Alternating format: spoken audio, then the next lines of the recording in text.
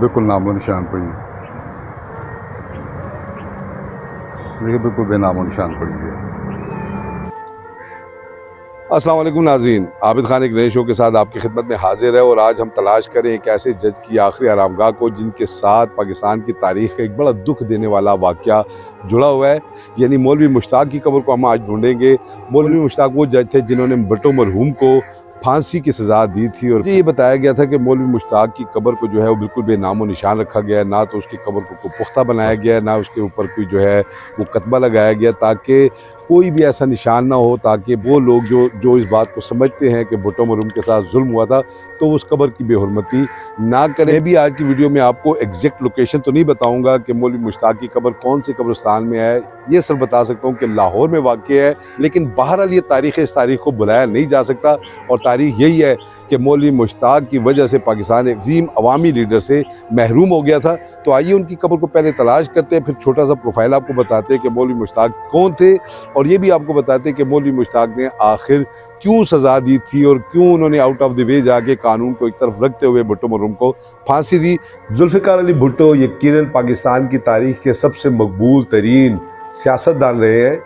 उन जैसा कोई सियासतदान आज तक पाकिस्तान की तारीख में पैदा नहीं हुआ जो पाकिस्तान के चारों सूबों में यकसा मकबूल था। जुल्फ़िकार अली भुट्टो सिंधी थे मगर उन्हें पंजाबी, पठान और बलोच सभी यकसा तौर पर प्यार करते थे। जुल्फ़िकार अली भुट्टो सर शाहनवाज भुट्टो के यहाँ 5 जनवरी 1928 में पैदा हुए। जनरल अयूब खान ने जब मार्शल लॉ लगाया तो उसने 30 साला नौजवान वकील को अपना वजीर तिजारत बना दिया।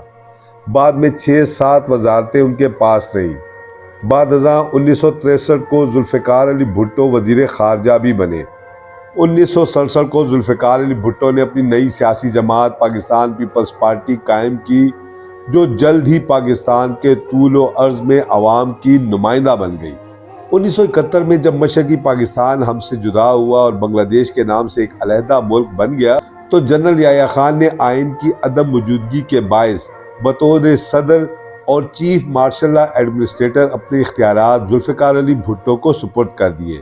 5 माह बाद ये मार्शल लॉ ख़त्म हुआ और जुल्फ़िकार अली भुट्टो दोबारा पाकिस्तान के सदर बन गए। 1973 को पाकिस्तान का पहला मुत्तफ़िका आइन नाफिज हुआ तो भुट्टो ने पाकिस्तान के पहले मुल्तखब वज़ीर आज़म के ओहदे का हल्फ उठाया। अहमद रज़ा कसूरी जो कि भुट्टो के बड़े करीबी दोस्त और पीपल्स पार्टी के टिकट पर MNA भी मुल्तखब हुए थे, भुट्टो ने ऐलान किया कि 1971 को ढाका में बुलाए जाने वाले कौमी असम्बली के इजलास में कोई शख्स शिरकत नहीं करेगा। हत्ता के बाद अखबारात ने यह लिखा कि भुट्टो ने कहा कि अगर किसी रुकन असम्बली ने ऐसा किया तो उसकी टांगें तोड़ दी जाएंगी। अहमद रज़ा कसूरी इस इजलास में शिरकत के लिए ढाका पहुंच गए लेकिन यह इजलास मुनक्किद नहीं हुआ और यहीं से भुट्टो और कसूरी के दरमियान फासले शुरू हो गए। बाद भुट्टो ने पार्टी पॉलिसी से इख्तलाफ करने पर कसूरी से इस्तीफा तलब किया मगर कसूरी ने इनकार कर दिया था। आइन पर दस्तखत न करने वाले 3 अरकान में कसूरी भी शामिल थे और उन्होंने इसका बरमला इजहार किया जिस पर भुट्टो तैश में आ गए और उन्होंने कहा कि मैं इस शख्स को बहुत बर्दाश्त कर चुका हूँ, ये मुजस्सम जहर कातिल है, अब हम इसको कतई बर्दाश्त नहीं करेंगे। फिर एक दिन ऐसा हुआ कि अहमद रज़ा कसूरी अपने वालिद और दीगर अहल खाना के साथ गाड़ी में जा रहे थे कि अचानक उनकी गाड़ी पर फायरिंग कर दी गई जिससे उनके वालिद जाबाक हो गए मगर वो और उनके दीगर अहल खाना महफूज रहे। अहमद रज़ा कसूरी ने इल्ज़ाम आयद किया कि ये कत्ल जुल्फ़िकार अली भुट्टो के इमा पर किया गया। अहमद रज़ा कसूरी ने एक मुकदमा दर्ज करवाया जिसमें जुल्फ़िकार अली भुट्टो को नामजद किया गया। 1977 को जब ज़िया-उल-हक ने जुल्फ़िकार अली भुट्टो की हुकूमत का तख्ता उलटकर इक़्तिदार पर कब्जा कर लिया तो अहमद रज़ा कसूरी ने लगभग 1 हफ्ते बाद लाहौर की सेशन अदालत में अपने वालिद के कत्ल का इस्तग़ासा दायर कर दिया। कुछ दिनों बाद उसने हाई कोर्ट में दरख्वास्त दायर की कि मुल्ज़िमान ताकतवर हैं इसलिए अदालत इस मुकदमे को अपने पास ट्रांसफ़र कर ले। यूँ 3 सितंबर 1977 को पहली बार कत्ल की साजिश के इल्ज़ाम में जुल्फ़िकार अली भुट्टो को गिरफ्तार किया गया मगर 10 रोज़ बाद ही उनकी ज़मानत हो गई।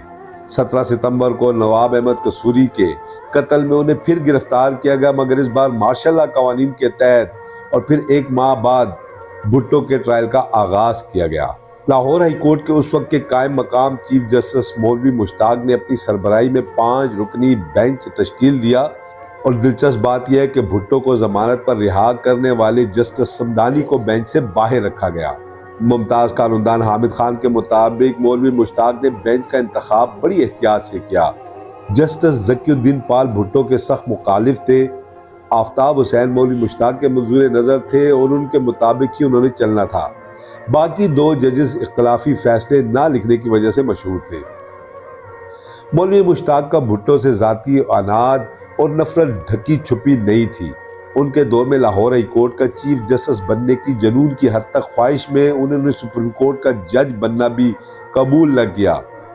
भुट्टो ने भी उनको चीफ जस्टिस बनाने की बजाय उनसे 8 साल जूनियर जस्टिस असलम रियाज को chief justice Lahore high court बना दिया।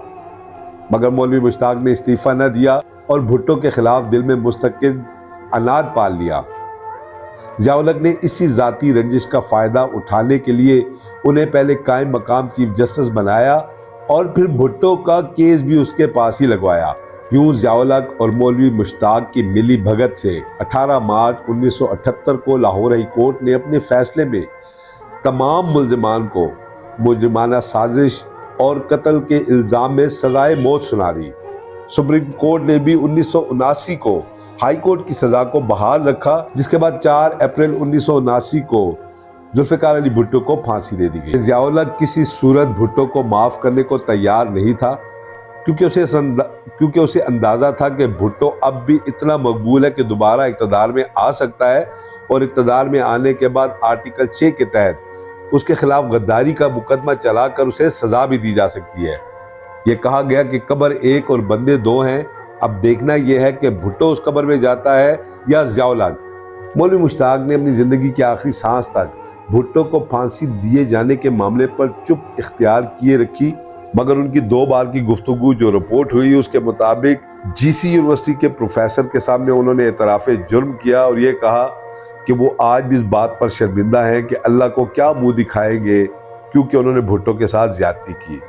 जबकि साफ़ी कमरान शाहिद के मुताबिक मौलवी मुश्ताक इस सज़ा को आइन और कानून के मुताबिक गर्दानते थे और उनका ये कहना था कि और किसी भी दूसरे शख्स पर आज तक नवाब कसूरी के कत्ल का शायबा तक नहीं गया, लिहाजा ये जुल्फ़िकार अली भुट्टो ही था जिसने नवाब अहमद कसूरी को कत्ल किया था। बहरहाल अपनी अच्छाइयों और बुराइयों के साथ मौलवी मुश्ताक अब इस दुनिया में मौजूद नहीं। हम आज की वीडियो में आपको मौलवी मुश्ताक की वो वीरान, बेनाम और गुमनाम कब्र दिखाएंगे जो इससे पहले आपने कभी नहीं देखी होगी। इस कब्र पर ना तो कोई कतबा दर्ज है और ना इस कब्र को पुख्ता बनाया गया है। शायद उसकी वजह यही है कि लोग इस कब्र पर आकर इसकी बेहुरमती ना करें, क्योंकि मौलवी मुश्ताक की ज़ात से जुड़ा बहरहाल एक अज़ियतनाक वाक़या पाकिस्तान की तारीख़ में हमेशा दुख देता रहेगा। मैं एक हिकमत के तहत उस कब्रिस्तान की निशानदेही नहीं करूंगा जहां मौलवी मुश्ताक की ये कब्र मौजूद है, क्योंकि मुमकिन है आज भी भुट्टो के चाहने वाले आए और यहां आकर इस कब्र की बेहुरमती करें। बहरहाल अपनी अच्छाइयों बुराइयों के साथ मौलवी मुश्ताक अब इस दुनिया से जा चुके हैं और अपने अमाल का हिसाब वो खुद अल्लाह पाक को दे रहे होंगे। इस कब्र को दिखाने का मकसद सिर्फ ये है कि ये हमारी तारीख का एक बाब है और तारीख को याद ना भी रखा जाए तो वो मिट नहीं जाती। मौलवी मुश्ताक के जनाजे के हवाले से भी एक वाक़या बड़ा मशहूर है कि जब मौलवी मुश्ताक इस दुनिया से रुखसत हुए और उनका नमाज जनाजा अदा करके कब्रिस्तान जनाजा लाया गया तो अचानक वहाँ शहद की मक्खियों ने हमला कर दिया, जिसके बायस तमाम लोग वहाँ से भाग खड़े हुए और फिर बड़ी मुश्किल से जैसे तैसे करके मौलवी मुश्ताक की तदफीन कर दी गई। वो लोग जो आज जिंदा हैं उन्हें इस बात को याद रखना चाहिए कि जालिम और मजलूम सब ने इस दुनिया से चले जाना है।